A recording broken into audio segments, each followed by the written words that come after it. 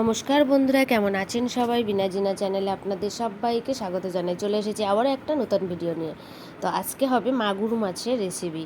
এই যে দেখুন, বাড়ির পুকুরের জ্যান্ত মাগুর মাছ। মাগুর মাছটা অনেক বড় দেখাচ্ছে, ছোট কিন্তু বেশ বড় মাগুর মাছটা। তো মাগুর মাছটা আমি কেটে ধুয়ে নিয়েছি। এদিকে আমার ভাজাও হয়ে গেছে, আর এদিকে আলুগুলো কড়াইতে দিয়ে ভেজে নিচ্ছি। যে তেলটা, মাছ ভাজা তেল কিছুটা ছিল কড়াইতে, তার মধ্যে আলুটা ভেজে নিয়েছি। আর এদিকে সজনেগুলো কেটে রাখা আছে ধুয়ে। তো এখনও কড়াইতে তেল রয়েছে, তার মধ্যে দিয়ে দিলাম আমি রসুন বাটা।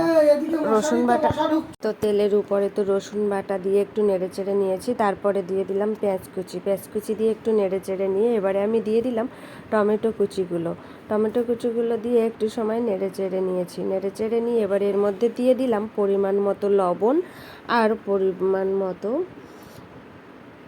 লবণ এদিকে দিয়ে তারপরে একটু নেড়েচেড়ে নিয়েছি। দিয়ে এবারে দিলাম কাঁচা লঙ্কা বাটাটা দিয়ে একটু নেড়েচেড়ে নিয়েছি। এবারে দিয়ে দিলাম পরিমাণ মতো হলুদ গুঁড়োটা দিয়েও একটু নেড়েচেড়ে নিলাম। এবারে আমি দিয়ে দেব আলু ভেজে রেখেছিলাম সেটা, আর সজনেগুলো কেটে রাখা ছিল সেটা দিয়ে এবার কিছু সময় নেড়েচেড়ে নিয়ে একটু ভেজে নিয়ে তারপরে এর মধ্যে দিয়ে দেবো পরিমাণ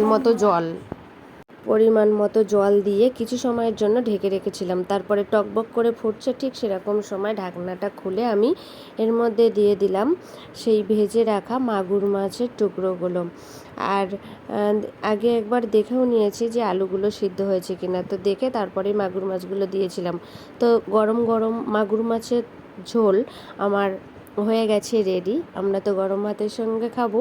আপনারাও অবশ্যই এই গরমে এরকম একটা রেসিপি বাড়িতে ট্রাই করবেন, অবশ্যই ভালো লাগবে। তো আমার এই ছোট্ট ভিডিওটি কার কেমন লাগলো অবশ্যই কমেন্ট করে জানাবেন। দেখা হবে আবার একটা ভিডিও নিয়ে।